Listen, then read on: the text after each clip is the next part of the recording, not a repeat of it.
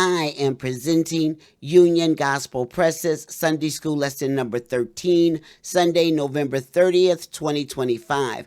The lesson is entitled, Who is Like God? Lesson text comes from Isaiah 40, chapters 12 through 17. Related scriptures are Psalms 33, 8 through 17, Isaiah 41, 21 through 29, Jeremiah 10, 1 through 25, Daniel 4, 28 through 37, Revelation 15, 2 through 4. The place is Jerusalem. The time is about 695 to 700 BC. This week, we will conclude the quarter with a focus on God's greatness and sovereignty. Today's aim, facts, to explore what the Bible says about the greatness of God. Principle, to understand that nothing and no one can compare to God.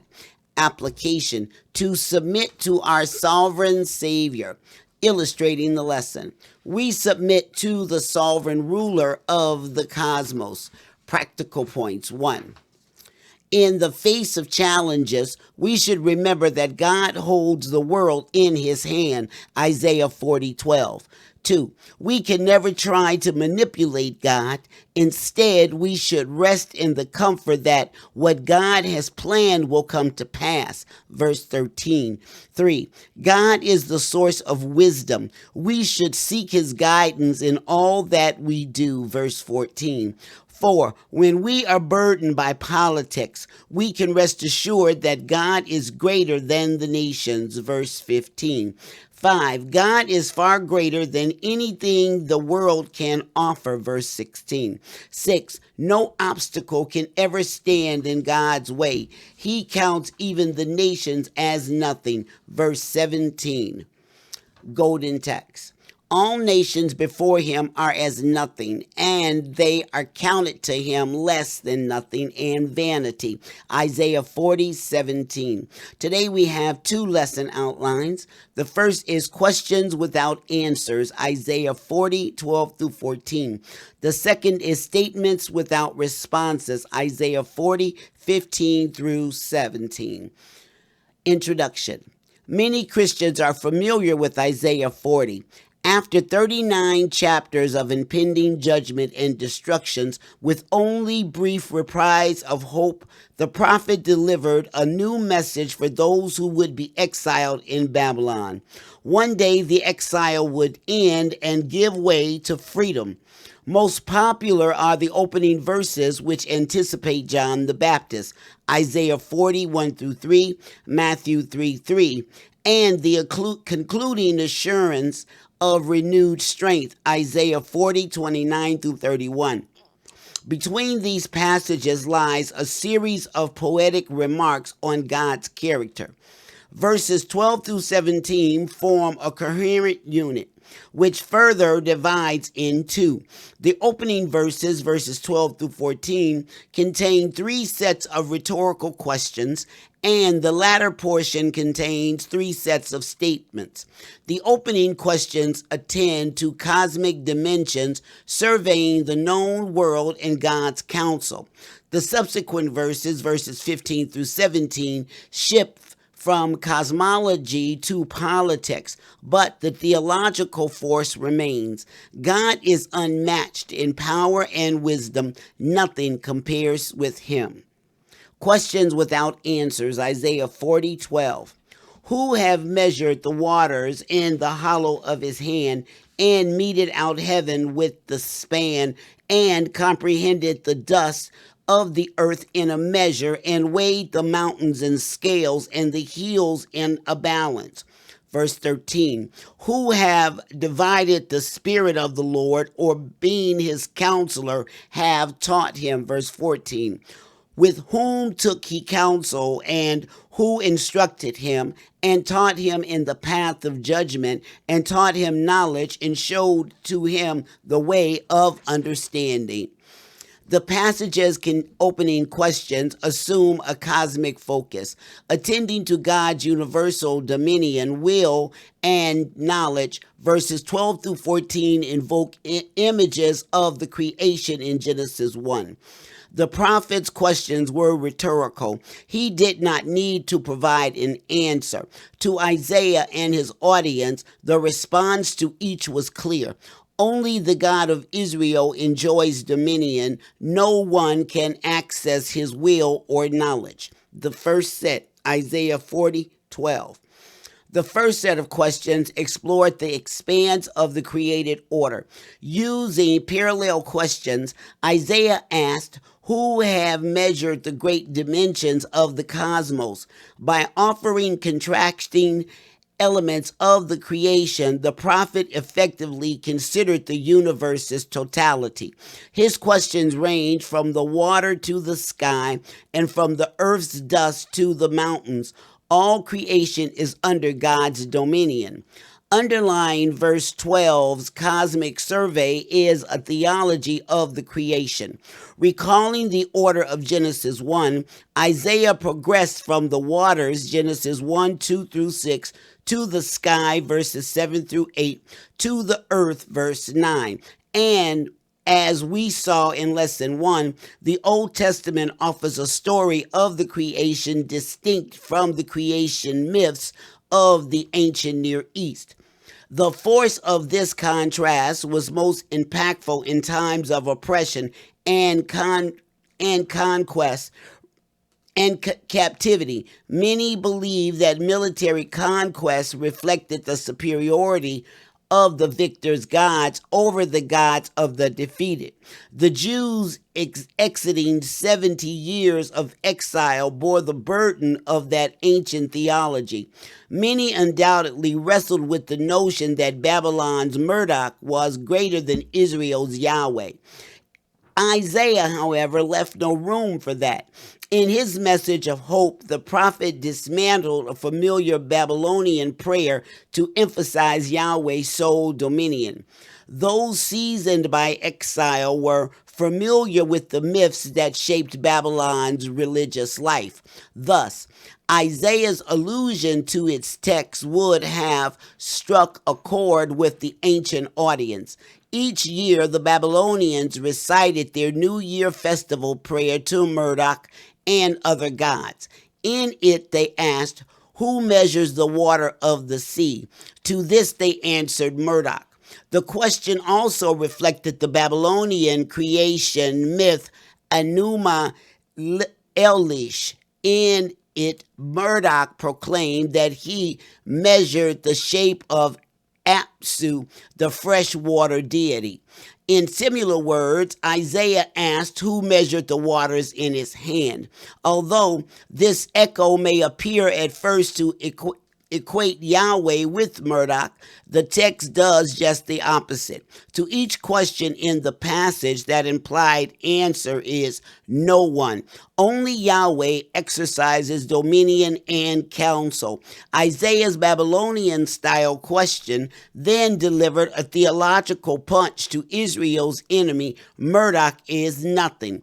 No one is comparable to God, including the assemblies of God's revered by surrounding people groups. Containing his theology, assault of Judah's captors, the prophet asked who had meted or measured the sky. Once again, those familiar with Babylonian religious life understood.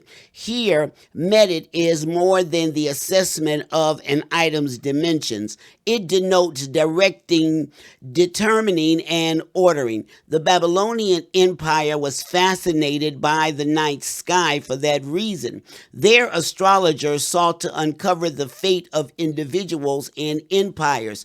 They believed the sky revealed destinies. Interacting with that religious background, Isaiah articulated a different view. Humanity is not subject to the sky's destiny. The sky is subject to God. Yahweh alone knows and directs the future. Beyond its refutation of Babylonian theology, verse 12 introduced a second dimension of creation theology. God is the architect of the universe. Using measuring instruments and techniques, In each question, Isaiah described God's trivial means of evaluation. The great expanse of the world is minute to him. The waters lift in the cup of his hand. The span from his thumb to pinky fingers contains the sky. He measures the mountains and hills on scales. God's role as architect is also evident in two other Old Testament creation accounts.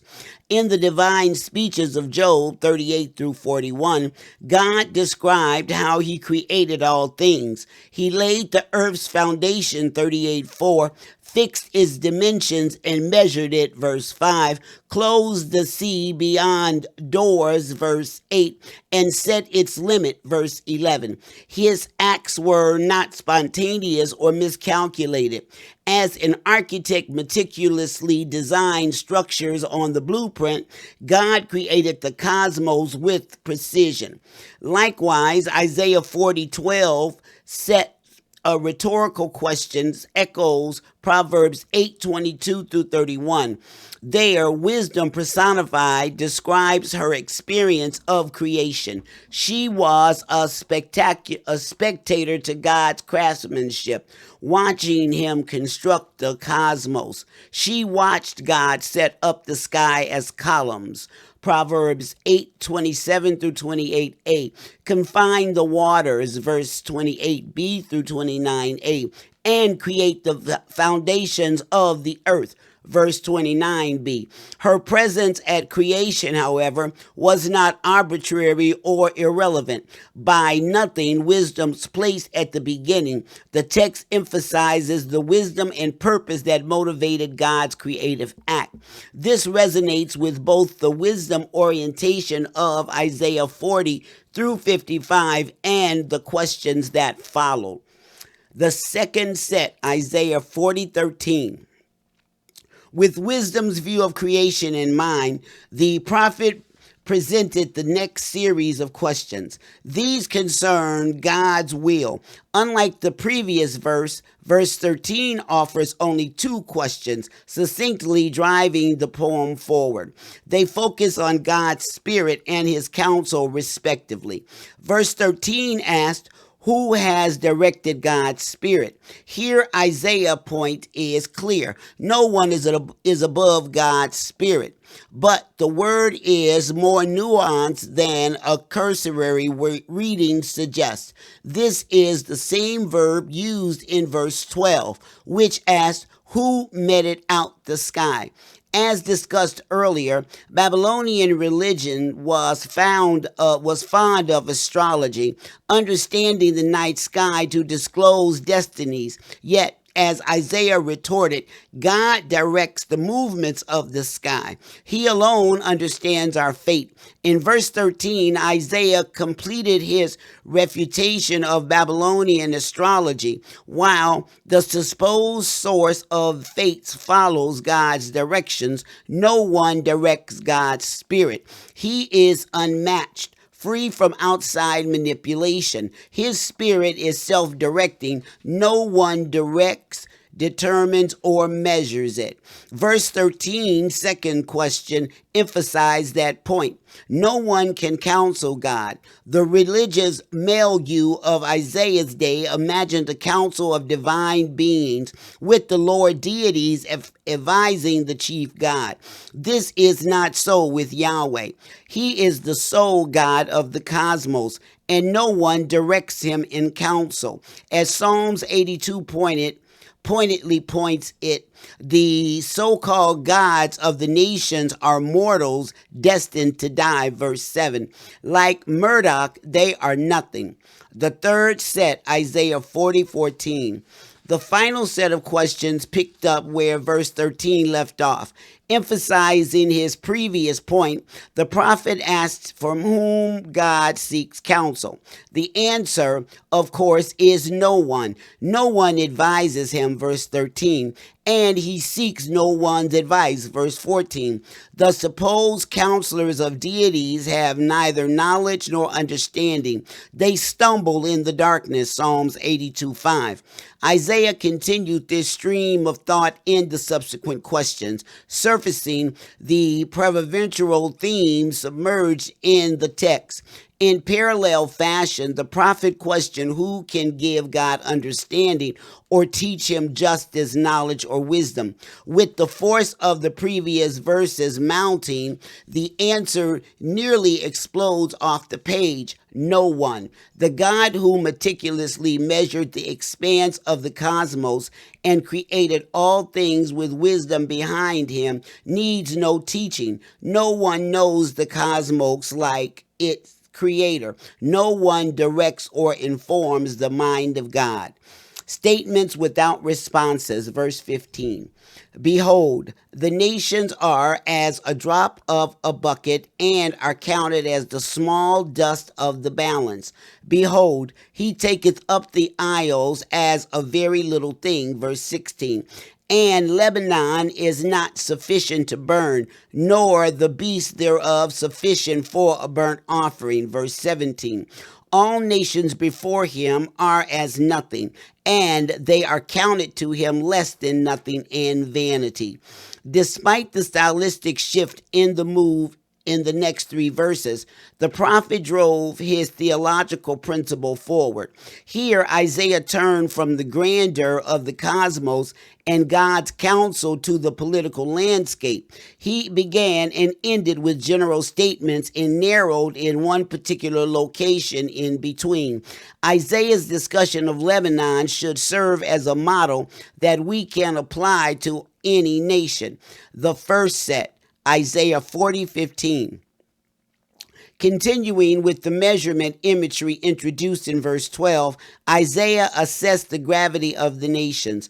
Undoubtedly, a people retreated from years of Babylonian exile felt they had a sufficient grasp of the weight of the nations. Assyria, Babylon, and now Persia were massive tyrants. Their weight was crushing. Yet, seemingly immense things are minute to God.